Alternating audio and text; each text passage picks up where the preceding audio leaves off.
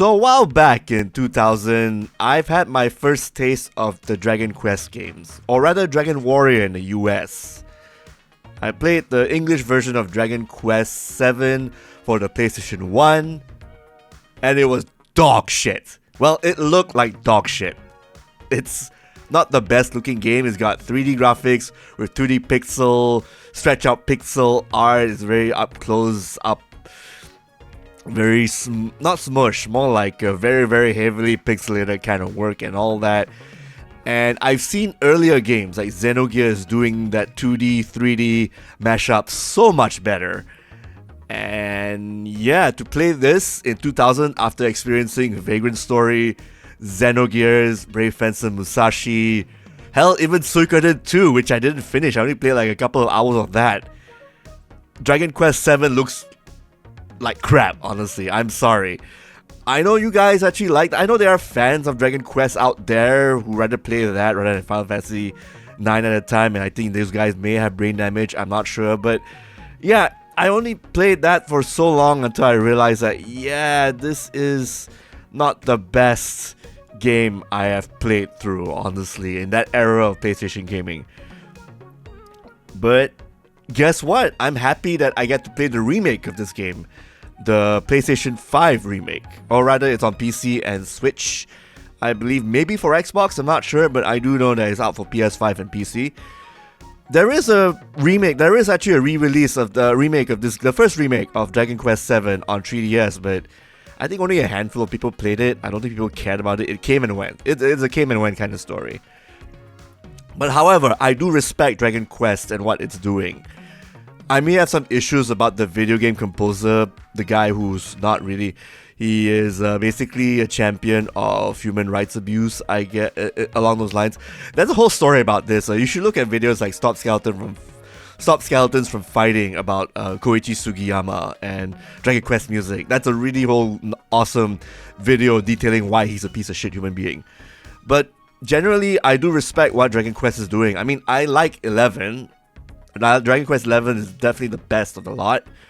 And Dragon Quest 8 was the good PS2 Dragon Quest, the good one. Like, anything before that was kind of lacking or too long in the tooth. Yes, that was the problem with Part 7. It was way too long in the tooth. Slow pacing, abysmal pacing, very slow, and it looked like crap. Yeah, for that era and whatnot. So Dragon Quest VII Reimagined is definitely the best version of this particular game you want to play. You play as a fisherman who has to go. You team up with the prince named Kiefer, and you team up with the mayor's daughter named Maribel, and you basically go through a bunch of quests. So you actually have this hub called the Mysterious Temple. You collect these tablets. You form one tablet, one whole tablet to whole, to represent a continent. You go to that continent in the past. You fix the problems, and then you get out. And then you go visit the island in the present day, and then you collect more tablets until you get all of them, and then you solve the problem. You solve the mystery about why these islands were tucked away in the first place. So there's some isolationist thing going on with this title. It's really cool how they reveal things back and like here and there gradually in a very interesting manner. The combat goes by, I mean, again, I really like the changes in this Dragon Quest VII because it just speeds things up. It streamlines everything.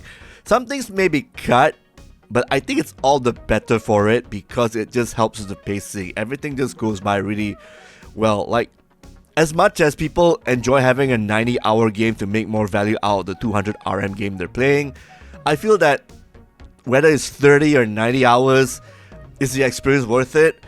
I mean, if for a good example, last year, Clair Obscur is a 30-hour game. Even if I paid like maybe 60 US, I still think it's worth it because that game is just so good with its pacing, combat, everything. In the same veins as this remake of 7, cutting it down to like 30 to 50 hours just to go through the main story. As you get through everything, you do all the questing, you go to the past, fix it, and then fix that island, and then you come back to the present. All streamlined and everything. It's actually worth it. Although the changes are how do you say, they're hit and miss per se, because in the original Dragon Quest VII, you get to the job class vocation changing system about 15 plus hours in. In the remake, you get it about 10 hours or 11 hours. The pacing is still a bit of an issue, but it's not as bad compared to the previous games, previous versions. So I will give Square Enix and its developer that much credit for fixing as much as they could. Like, I won't say it's a complete ground up thing, because it's still going through the motions of like a bit of a back and forth. You're going to the past and then coming back to the present after fixing the past, and then you're going to the island of the present and fix that problem there. That's a kind of a back and forth that maybe some people may not be fans of. I'm okay with it, because I do feel that this is still channeling that whole old school retro RPGing essence, where you have a small team, you manage resources as you go through dungeons and whatnot, and you try your best to get through it until you reach the next save point, and then you get to the boss, you have to fight them proper, and then you level up, of course. This is a game where you can brute force your way through a lot of things if you have the patience to level up, and this game does a great job at doing so. And if you do not have time to play it old school, there are options that help speed things up. Like, you can actually keep the enemy damage values to the middle or high, but you can also increase the reward, so you get more gold. You can adjust to have like minimal gold or more XP or more vocation points. So yeah, you can speed things up how you wish, because at the end of the day, this isn't actually changing difficulty. The game is still relying on its difficulty back in the day. It's just that whether you want to go through this in like 5 hours or 2 hours, it's how you adjust it's how you get there, basically. Do you want to take the scenic route, or you want to take the fast route, the express route? The options, I feel, they just make you take the express route to get to where you want to get to. But if you want to play it old school, the scenic route, if you're jobless and have more time, yeah, by all means, go ahead. So I like the fact that Dragon Quest VII Reimagined gives you these options. Now, granted, there are some nitpicks. Like, I believe if you permanently die, your characters do not end up in a coffin like in the older games. They just come back with 1 hit point of life. So some people may take issue with that.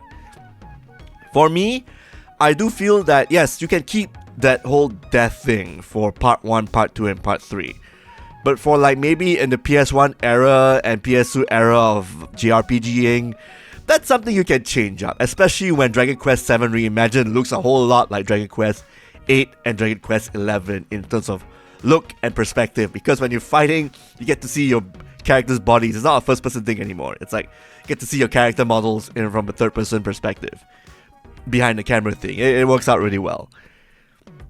I can't say much about the story, but it is fun to actually go through all these different episodic bits that, you know, make up the whole island, and then you come across like the big spanning story that, again, this is something you can predict a mile away, because Dragon Quest stories have always been pretty predictable, and, you know, like good versus evil, good will always triumph over evil sort of stuff, which, again, these games are known for. It's not meant to actually be edgy for the sake of being edgy, and, you know, there are deaths, there are whatnot in previous entries, but here, you've got a wholesome story about an island that's isolated, a country that's isolated, suddenly building up to form a bigger picture of what's going on with the entire world and why it's sealed up as such. So it's really cool that it's doing that old school kind of a storytelling and gameplay and whatnot. So all in all, I heartily recommend this remake. Again, I think there are some really nice quality life changes, like you get to see what your levels are, the menus are more spruced up.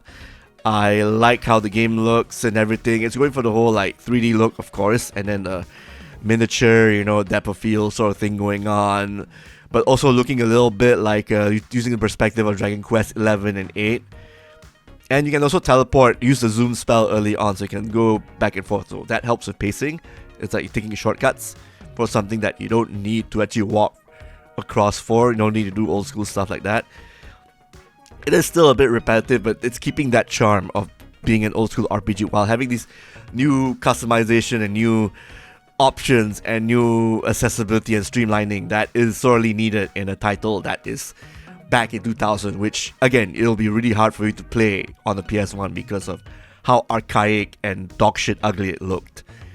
This, by comparison, it's basically makes the original obsolete. So, is it expensive? Yeah, it is. Of course, it's a AAA game in a sense. So, I don't think you should buy this early. You should just wait until it's out for real, which is on the, I think it's on the 4th or 6th of Feb. I think it's on the 6th of February. That should be the end of this week. So you should get it a standard price and whatnot. See, play the demo, and then if you like what you see in the demo, then you can check it out. I think that's what I like about Square Enix these days. Have 1 hour demos of games that are clearly gonna be 30 to 50 hours. So really good stuff there, Square Enix. And you can transfer your save. It really doesn't matter, like whether you want to transfer or not. It actually gives you the experience, like whether are you willing to put down a lot of money for this experience. So, is Dragon Quest VII Reimagined good? Yes, it is. It's worth to buy. It's definitely worth checking out, especially if you really wanted to play Part 7 but cannot handle how archaic and old school it looked back then. So, this is the best version. I mean, it's going to be hard to find a PS1 with a working copy of the game, and it's going to be tough to find a 3DS with the remake of the 3DS of Part 7 as well. So, Dragon Quest VII Reimagined is definitely the best version of the game you can get. That it doesn't have. I mean, again, these problems, the whole repetition problems, are just part of what 2000s RPG is, but it is just made much more streamlined and much shorter. At least they cut off so many hours to make this get to the point really quick. I mean, people are gonna complain they're missing the nuance from the original. There is no fucking nuance in the original game. It's just a slow plotting mess. Just play this new version. You won't regret it, definitely.